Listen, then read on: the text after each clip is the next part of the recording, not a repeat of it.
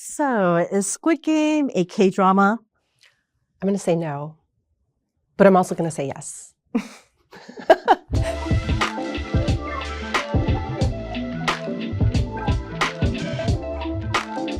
Hi, my name is Christina. I'm a psychology professor, and I have been an avid K-drama watcher since 2007, but maybe even before that. I'm Nancy, and I've watched K-drama for less than 10 years, so not as long as you, but C-dramas all of my life. Yeah, and today we're going to be talking about K-dramas as a psychologist, as a sociologist, but mostly as fans. All right, so Squid Games exploded onto the global stage, becoming one of the most watched Netflix shows of all time. But why this show? Like, what did it tap into? So Squid Game was a show, in case you've not heard of it, I think it was really, really huge, but it was a show centered on a deadly competition. It forced really desperate contestants to play childhood games for a massive amount of cash that was in this hanging over them in this huge pig. And so the first season, this was airing on Netflix about September 17th, 2021. And then the second and third season followed that all the way up to 2025. So Squid Game season 1 was Netflix and is still Netflix's most popular show of all time. I mean, that's huge, right? Because Netflix has a lot of shows with nearly 600 million views across the first 2 seasons. It also made Emmy history, which is big. So it was awarded with 14 nominations and 6 wins. And that was the first and most ever for a non-English series. So as you may all see, we are wearing these nifty Squid Game 2 jackets. And I was actually invited to moderate the very, very first Squid Game season 1 Emmys for the Television Academy. So members of the Television Academy came and I got to talk to almost all the cast members and then all the crew as well. And it was like, there were translators and I am not Korean American, but I was very, I felt very blessed for them to ask me, but I really wanted to make sure I learned those names. I actually asked my Korean friends to record because like Lee is actually pronounced Yi in Korean. So for those of us who are even Asian American who may not know that, I feel like all my life I call my friends whatever Lee and I didn't know that their last names were Yi. So, so I asked friends, Dr. Jane Kim also for season 2, because I got to moderate them for season 2 as well. And it was just really, really cool. And it's just a great experience. So, okay, that is so cool. But why do you think it was such a big show globally? I mean, you mentioned it was one of the most watched Netflix dramas of all time. Like, did you watch it with your family?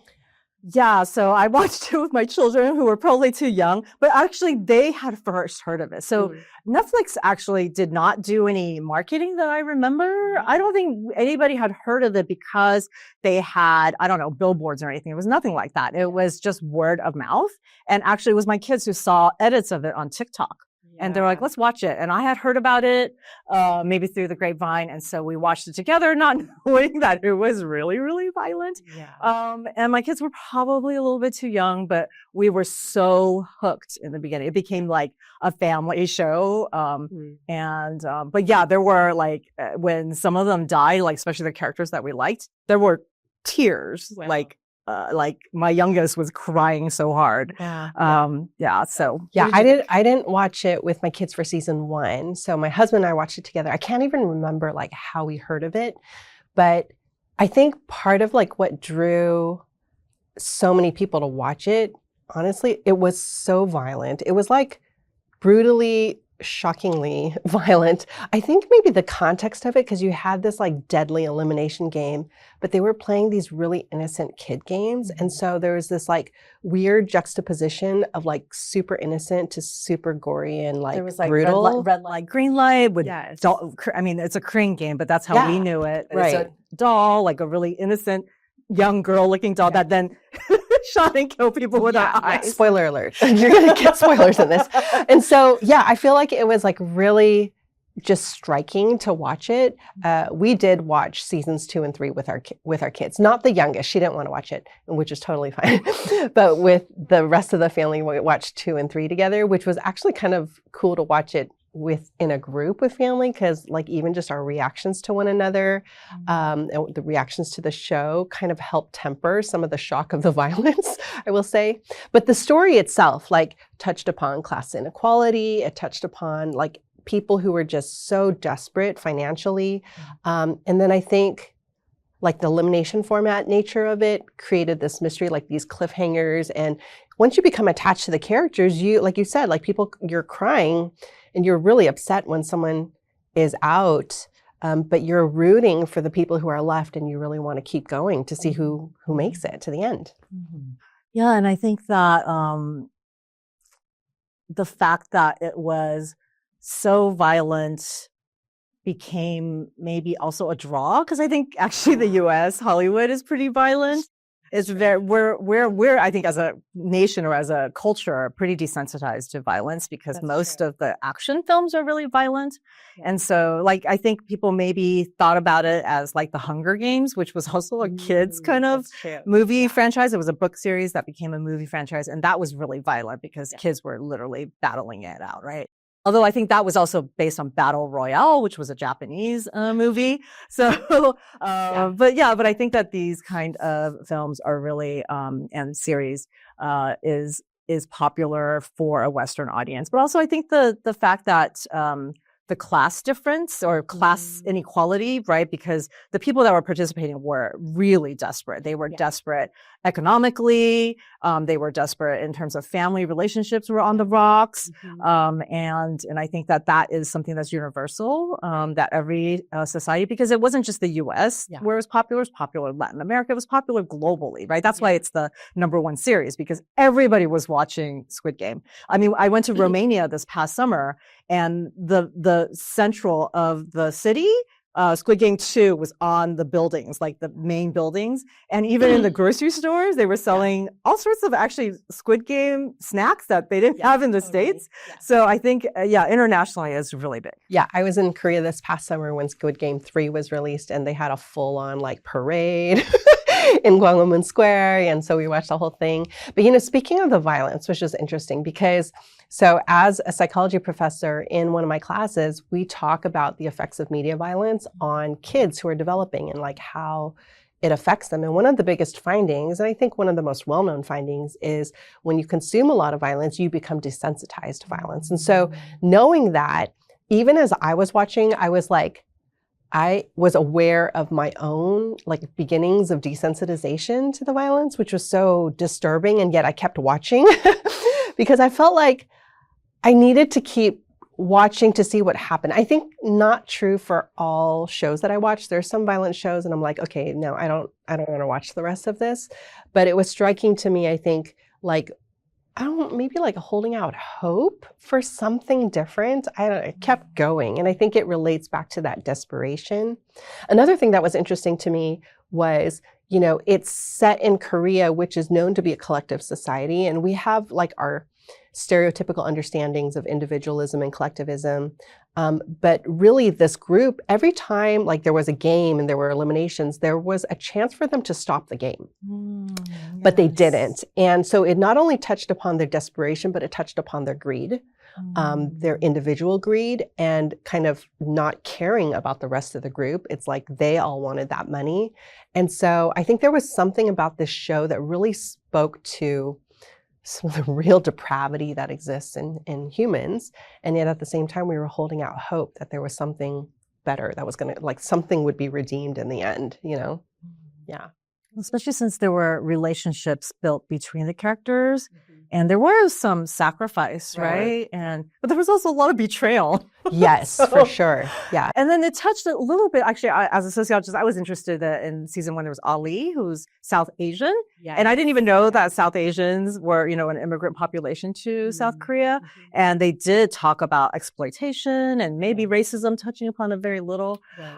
So yeah, there were, I think I was just so completely glued to the fates of all the characters in season 1.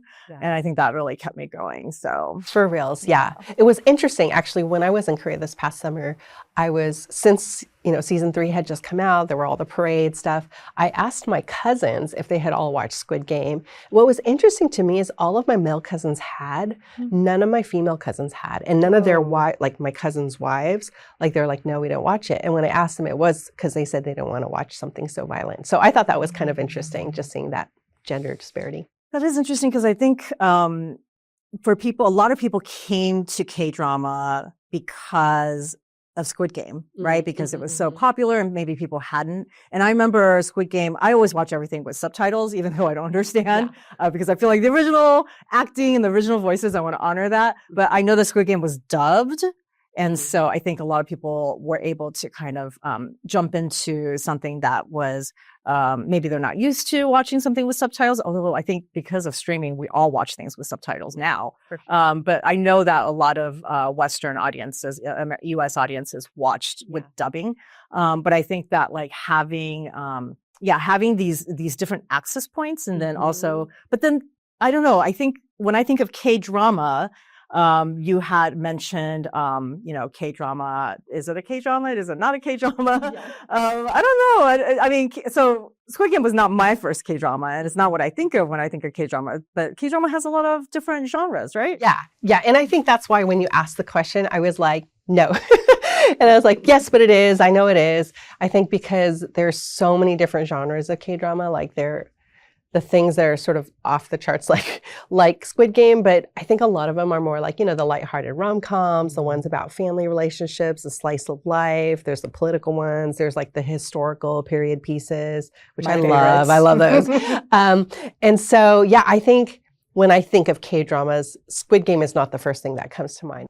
I actually found out about K-dramas, even though I didn't watch it yet, certainly in the States, was in Taiwan when I was visiting my grandmother.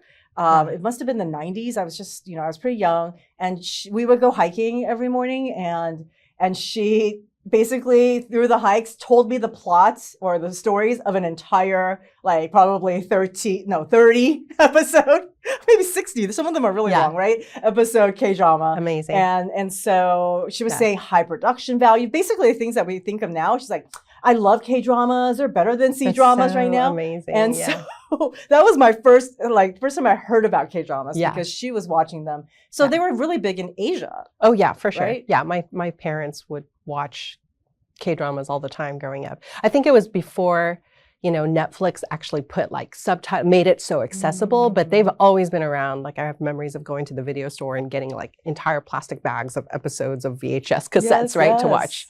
Yes. Yeah, for sure. Yeah, so that was already that was the way that people could see it in the States, right? Right. And then of course every night on TV. So I remember actually even with C-dramas, it was culturally very different from US content, because I remember going to Asia and being like, oh, this is so cheesy. And then by the end, I'm like, I can't leave. I got to see what happens at the end. So, and and you mentioned Netflix. Netflix has invested billions of dollars, right? They actually intentionally have invested in K content. I think it's multi-billions. I want to say 2 point some billions. And so this is Squid Game is the outcome of that. That's so it's K-drama is very, very lucrative, obviously, and they were very smart to have done that. And now they have, I think, one of the biggest production companies in South Korea, even though it's a Western company. So, an interesting trend I noticed is watching K-dramas, especially in the last 10 years or so, there are so many more of them addressing issues relevant in society, especially things related to mental health. And related to things like disabilities. And so I think that's an interesting observation. Neurodiversity, right, Attorney Woo, So I feel like it's really interesting kind of watching the way K-dramas are touching upon a lot of these topics that have historically been really stigmatized and taboo in Korean society. Yeah, and I think that, I feel like I was really shocked to see that, because even in the US, not necessarily are shows covering that, right? And I actually, one thing about K-dramas, I read that most of the K-drama writers are women. I've heard that too. Yeah. Which is really cool, because that is definitely not the case with Hollywood in my research. Most, writers are white men in Hollywood. And so for for something that is extremely popular, K-drama, to be written mostly by women for women, right? I would imagine that maybe not Squid Game, like you said. Women are not necessarily watching Squid Game, but they are watching, which is, I think the bulk of the K-dramas are romantic, in some ways, maybe rom-com, or women-centered at least. Because I think same thing with Squid Game, or talking about gender differences, Squid Game is actually male-centered, right? I would say most of the leads are men. Actually, there are very few women that were in season 1, and they were just definitely the minority, but most of the K-drama that I watched that have romance, or even like the revenge ones, like The Glory or something. These are women that are the leads, right? Yeah. Actually, that makes me think, because you do a lot with Hollywood and Western media. And so what would you say are some of the main differences? Like I'll just admit that as a Korean American, I was born here in the United States. But these days, I only watch K-drama. Like, I really don't watch a lot of American media. And I think I'm just drawn towards K-dramas. But what are some of the things that you've observed about how K-dramas are different from American media content? Yeah, so I think that, like I said, the representation, I think, like, the US will talk about these as like chick flicks or more like, they kind of denigrate ones that are centered on women, but this is the bread and butter of K-dramas. So, and I don't think, like, growing up, even C-dramas, I don't know if C-dramas were as women-centered, but I think in terms of romance and stuff, yes. And I don't think we ever gendered them, right? It was just dramas, and it just depended on your preference. But I feel like in the US, there is this, like, maybe romantic comedies are seen as, gendered, and people don't want to admit that they're watching. Whereas I think with K-drama, the popular K-drama is also coinciding with the popularity of K-pop, right? And one thing about K-pop, the boys, I don't know, they're young men. I'm an Ajima, so I think of them as boys, but they are young men. And they are exploding, I think, gender ideas of masculinity, right? And I think that maybe K-drama has some of that as well in terms of, I don't know. I think even with Squid Game, I think there was a lot more emotions. I think you had, when we were talking earlier, you had mentioned like the emotions and the character development, how that was so specific and special to K-drama. Yeah, I totally feel like there's something about K-dramas, maybe because it's like, 16 episodes, 20 episodes spread out over a period of time. I feel like compared to American dramas, there's maybe less of an emphasis on the plot itself. I mean, K-dramas still have plot, but there's more of an emphasis on like character development, and you get to see like over a long period of time some of the complexities of each character, like a lot of like flashback to their histories, like why they are a certain way, that help explain some of the nuances that you see. And very rarely do you see like characters as like all good, all bad. Like they make the characters more complicated, which I think helps in fostering an attachment to the characters too. And so much so that like when a K-drama ends, like I'm like really sad because I want to keep following them. I start researching the actors because I know nothing about them. Totally. I start looking, and I want to watch other dramas starring the same actor, even though it's obviously they're just playing a character, but you do get attached because you want more, right? Yeah, totally. And like the thing is too, with some of these like slice of life dramas, it's like, why are they so appealing? It's like, because it's just like slice of life, but I feel like there's something about it like you can just really resonate with, because not all of us are going to go out and be in some like big Michael Bay super experience, with crashing planes and cars, but all of us can relate to like just the mundane of going to work and family and office life, friendships. And so there's something about like how they take that and like draw you in that I feel like is really appealing about K-dramas. One thing also, I feel like talking about, class exploitation in Squid Game, even the K-dramas that are rom-coms or whatever, there's working class people. Right. And you don't really see a lot of working class dramas, I feel like, I don't know, the US maybe because we're not that South Korea isn't capitalistic, but I feel like it's all aspirational in Hollywood. A lot of it is wealthy or people who are about to be wealthy or something. But it's like the K-dramas are just everyday people who are struggling. Right. And that's just the way it is. And I am also drawn to that kind of, like you said, mundanity and relatability. Yeah. Yeah, there's definitely something relatable about it. A question I have is like, okay, why does it matter what we watch, right? And maybe just even as someone who has like faith, right? Like I hold a Christian faith, right? Why does it matter the things that I consume? What are some of your thoughts on that? I think I am drawn to redemption and justice. So the glory. This is one of those revenge.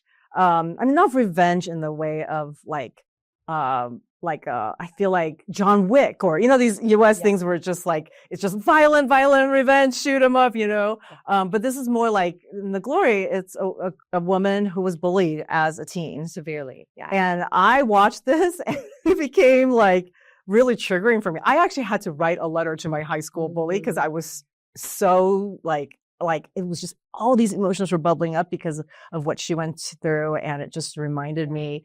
And then of course I had to watch to the end because I'm like, there has to be justice, and I don't care how she gets it, there better be justice. Yeah. And it felt cathartic.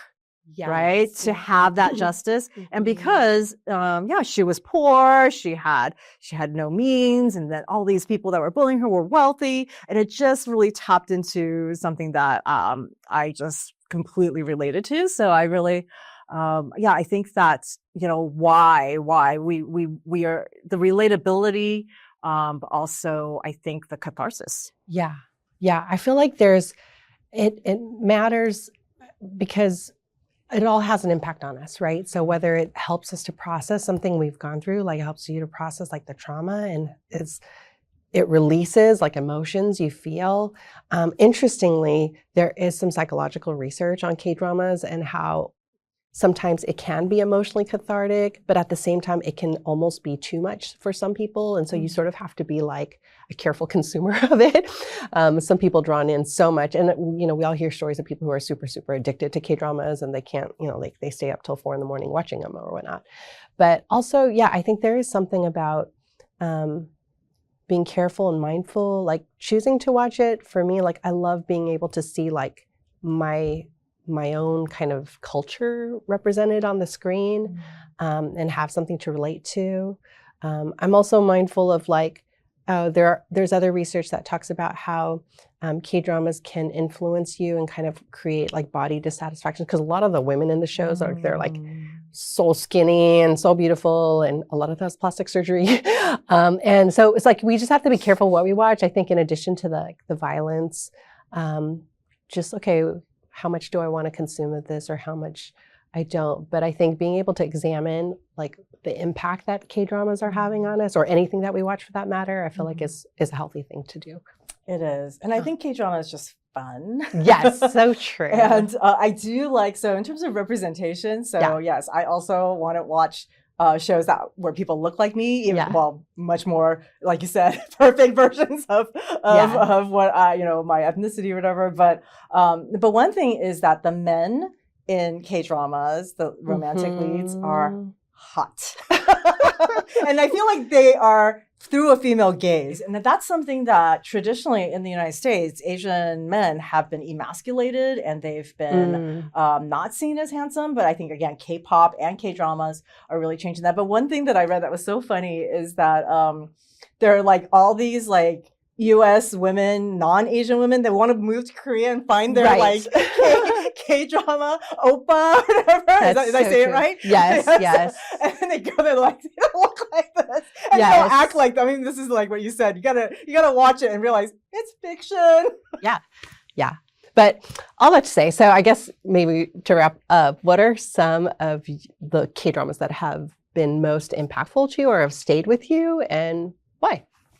Yeah, so I mentioned The Glory because it really psychologically messed me up, and I had to do my own journaling. But like I said, I grew up with C-dramas, and there's actually some differences. So I feel like C-dramas, the ones that I liked were historical. So that's why I'm drawn to the Korean historical ones. But the C-dramas are pretty vicious. Like it's all about court intrigue. And I think I like K-dramas because I can find ones that are super lighthearted. Yes. and I don't have to feel anything but pleasure as I'm watching it. And I think that's another thing that draws me to K-dramas over like American TV. I think in American TV, there's so much sex.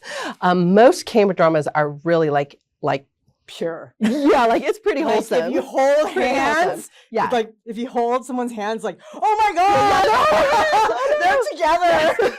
It totally is. Like, yeah, they hold hands very slowly. It's a skinship. Okay, yes, it's like, okay. Yeah, no. Yeah, so I mean, it's so interesting, right? Because on the one hand, so wholesome like that, and then you have Squid Game, super, super violent and gory. But yeah, for the most part, they're pretty wholesome, which I actually appreciate a lot. Yeah. This has been a fun conversation. Such a fun conversation. Happy K-drama watching. Happy K-drama watching.